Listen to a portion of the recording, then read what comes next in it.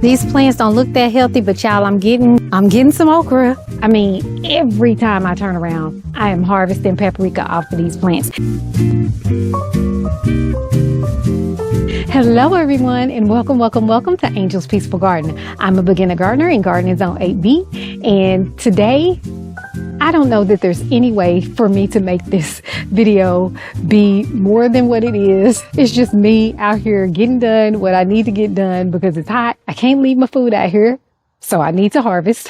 I got some okra I need to get. I got some jalapenos I need to get. I think there might even be some peppers over there. Something exciting though, we've got tomatoes that are starting to show up on the plants again, so I'm excited about that. We've got a few, well, I think not even a few, one squash plant that looks like it might have a pollinated fruit on it.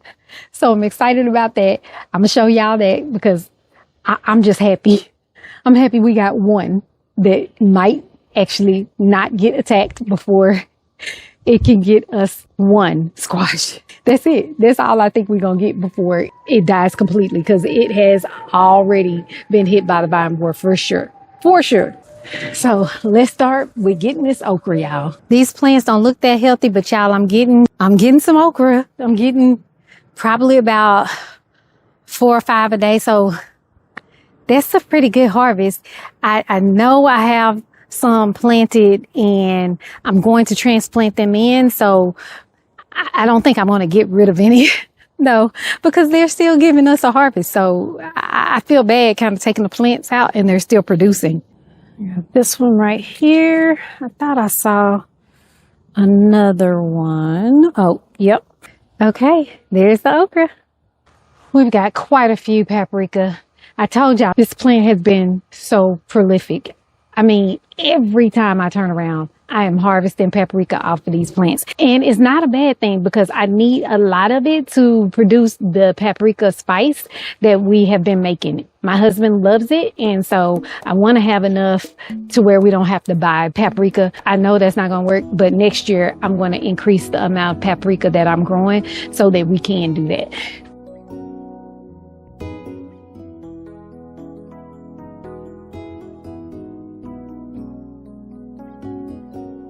All right, there's the okra and the paprika that we got so far. I'm going to check on the bell peppers and see if we have anything to harvest over there.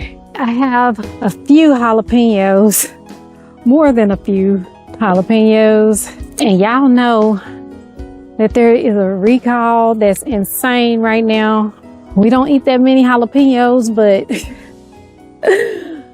oh my gosh, to have them tell you, okay, what you buy at the store is not safe almost every other week is insane. Insane. That is insane. I don't even know. There's not even a word that I can give it other than insane. Why? Why is it like this, y'all?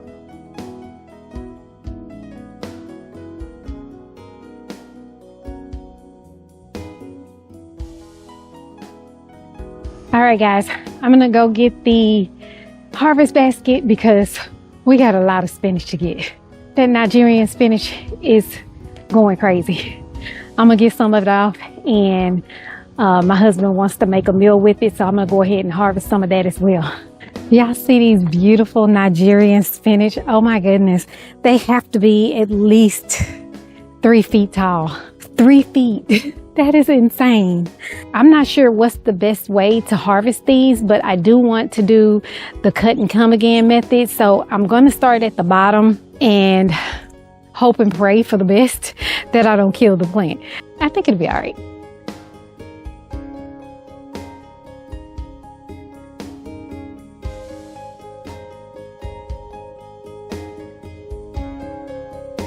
All right, I think that's enough for what we're trying to do. It looks like it grows pretty quickly, so I don't think I'm worried about not having enough left. Let me get this all together and I'll show y'all the harvest. All right, we've got quite a bit of spinach. It tastes really good, y'all. If you have never tried Nigerian spinach, I recommend it, highly recommend it. If you don't even like spinach, but would like a green that you've never tried before, this Nigerian spinach is really good. Because I would be one that would say, I don't like spinach, but I tasted it and I was like, this is really good. And then on this side, we've got the paprika and the okra. All right. I know y'all tired of seeing me drop seeds, but I wanted to tell y'all about an experiment because y'all know I told y'all that I have been struggling with peas, whether I grow them in the spring or grow them in the fall. It's just either gets too cold too quick or it gets hot too quick right before I get a harvest. So I'm going to try both ways. This is August the 12th. Yeah, it's August the 12th. So I'm going to plant them inside today and I'm going to leave the ones inside until they get too big. Probably in the next week or so. That'll give them just a little bit more time without being in the heat. And I'll start the ones outside maybe 2 weeks from now. And hopefully we will be able to get them to a harvest before it gets too cold. The two varieties that I'm going to be planting are Progress number 9 and Easy Peasy. Progress number 9 is 60 days to harvest. So if I put them in now, that's September, October, we should be good. Okay. And if I put them in 2 weeks from now, that'll put us still in October, but like right at the end of October. My frost date is November 20th. So y'all, I'm playing with these weeks. I'm playing with the time. The Easy Peasy is 60 to 65 days. So right around the same time, we should be seeing harvest somewhere. I pulled up all of the Kentucky Wonder pole beans that we had planted along the back fence on the string trellis because they weren't looking great. And I have 5 other pots of them planted along the opposite fence on the left side, and they're getting shade in the afternoon. So they look a whole lot better. So it's better for me to go ahead and try to put these in. I might even try to put a little shade cloth on them, you know, just to get them just that little bit longer. My shade cloths have been working well in other places. I just didn't have one right there because I didn't have another one available. So I probably will order 1 or 2 more just to get these fall crops a little bit of shade to start them off in the right direction. The first one I'm going to plant is going to be Progress number 9. It should produce 4.5-inch long pods, and it grows 15 to 20 inches in height. So I'm hoping that these peas will get us there, y'all. I really want peas. I want everything to do well, but I like peas. I like broccoli, you know. So those are the things that we can really eat well if we can get a good harvest. So we're going to try, y'all. I'm just going to put 1 in each because, like I said, I am going to plant more outside as well. I went ahead and pre-moistened the soil. Well, it's pretty moist from me putting the boiling water in there still, so I shouldn't have to have too much of a problem with these germinating. The next one is Easy Peasy. These should yield about 10 to 11 peas per pod, so it's really good production. So I really want this to work. And it's easy peasy, right? So not saying I chose it for the name, but look, at this point, we need to try all options. All options are on the table. This tray is 6 cells across and 6 cells down. So I'm doing 2 rows of peas in each variety. The peas are in pansies. Y'all, pansies did so well for me last year. Like, I purchased them though, and I don't want to purchase flowers this year. I want to do them on my own, save a little bit of money. This packet of seeds was less than $2 because they were on sale. So I bought 3 packs of these, and they take about 65 to 80 days to bloom. So if I put them in now, we definitely will see blooms.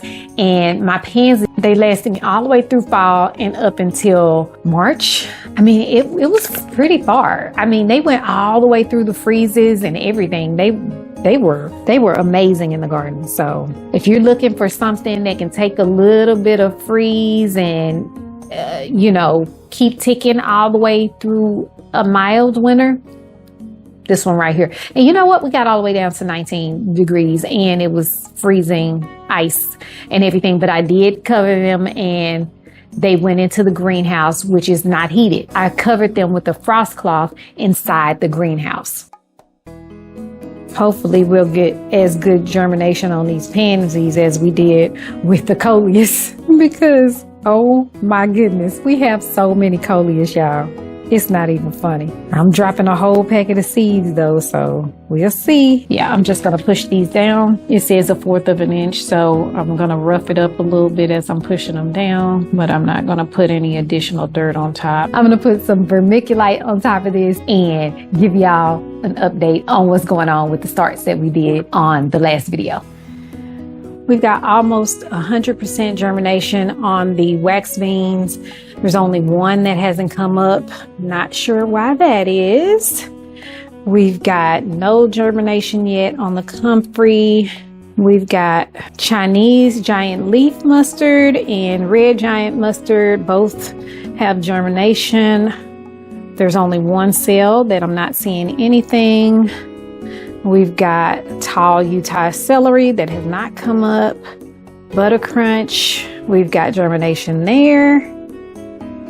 Lettuce, almost all of the lettuce, and y'all know I have so many different varieties. I'm going to run through all of them, but all of them have come up except for the Vivian lettuce, which is in this back one. I'm not sure what happened there. It might just be an old packet of seeds, but we have so many, it's okay. I did fill up the empty cells with dwarf blue curled kale. And right here we put some dill in, and we have a little bit of germination there.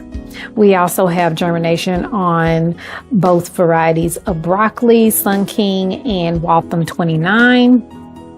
7 top turnips are doing amazing. We got lots of germination there. Georgia Southern collards. I overseeded, but well, I overseeded almost in everything. You see right here in the cabbage. We've got Golden Acre and Copenhagen Market early cabbage. Both of those have come up, and we have germination on the giant Caesar lettuce as well. We're not seeing anything yet on the onions, the golden sweet Spanish onions. I'm not expecting to see anything for a while. That can take a while to germinate.